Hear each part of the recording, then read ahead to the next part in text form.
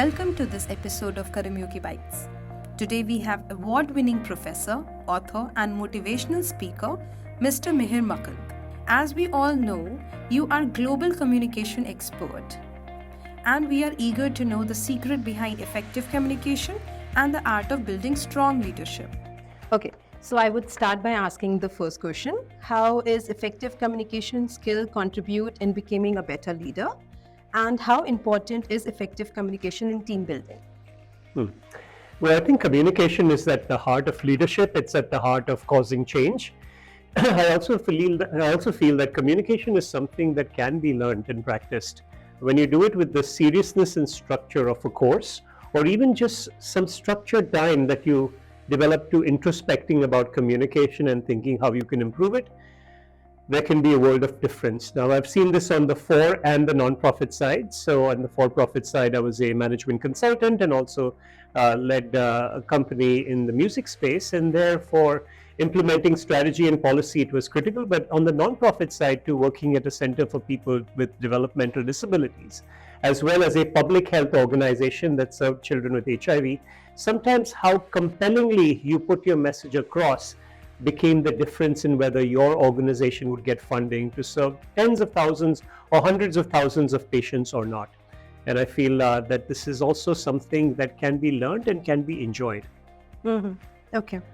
So what are some common challenges people face in communication and how can these challenges be overcome? Yeah, I think a lot of people are afraid of being judged. Judged for being not concise enough, judged for being perhaps not as precise as they would like to be, judged also for coming across having a insufficient knowledge of the language, for having some filler words, for being judged, right? Judged about how they speak. And I think when you have that feeling, you get into a bit of a negative spiral where if things don't go well, you will continue to decline. Rather, it's important to be able to recognize that a little bit of vulnerability can actually connect. And when you have some vulnerability and you own it, but you have practiced on what you want to say enough, then I think you can come out on top. See, the audience doesn't bring an intensity when it comes to authentic communication. What qualities do you believe defines a great leader, especially in today's fast-paced digital world?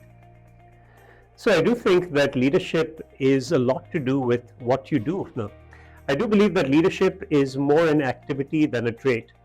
If you look at leaders in the past who've not had any formal authority, like Martin Luther King or Mahatma Gandhi here in India, these leaders were able to take the people around them to a new reality because they harnessed the power of communication to build trust, but also regulate a little bit of distress. I feel adaptive leadership and its communication is critical for today's leaders who have less to do with command and control and more to do with giving the work back to the people and challenging them to fashion responses. What advice would you give to someone aspire to become a more effective leader? To become a more effective leader through improved communication skill. Yeah, I think communication is at the heart of leadership and it's at the heart of confidence to inspire others, to provide others the right forum so that they can thrive. I think if you are confident with your communication, you can build an aura, a presence about yourself that automatically brings people to you. And I don't think you can will your way to being a good communicator. It actually comes with a lot of thought and effort. I tell my students who take these classes that most of you have the capabilities and the talent to perhaps do a good speech with 2 hours of effort, but that is not the bar. The bar is to create something truly exceptional that will make your grandchildren proud if they were to watch this speech, if they were to hear you. And to do that, a typical 4-minute assignment takes 10 hours of preparation. If you can give that kind of discipline and that time and that structure towards your communication, it will give you a confidence that you will be able to infect others with, and it will make you a natural leader.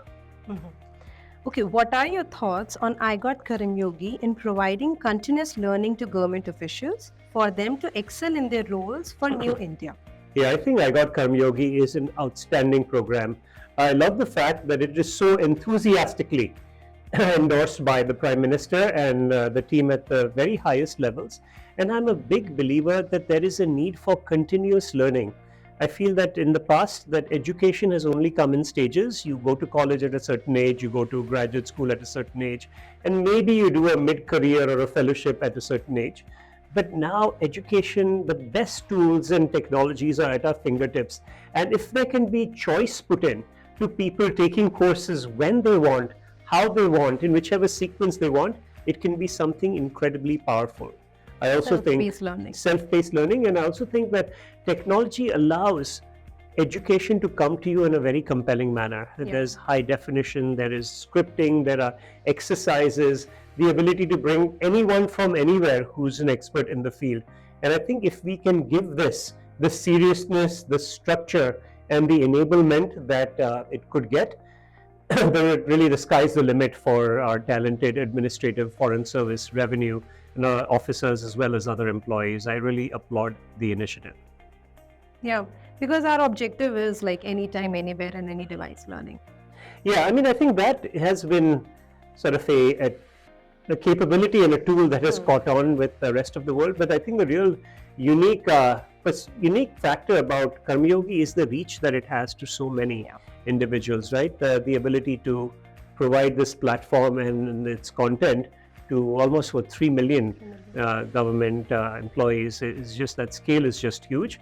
And I think that has been missing in our system. Who knows what we can achieve if we're able to skill even 5%, 10% more our critical senior and junior government employees. Thank you, sir, for joining us. The workshop was very good.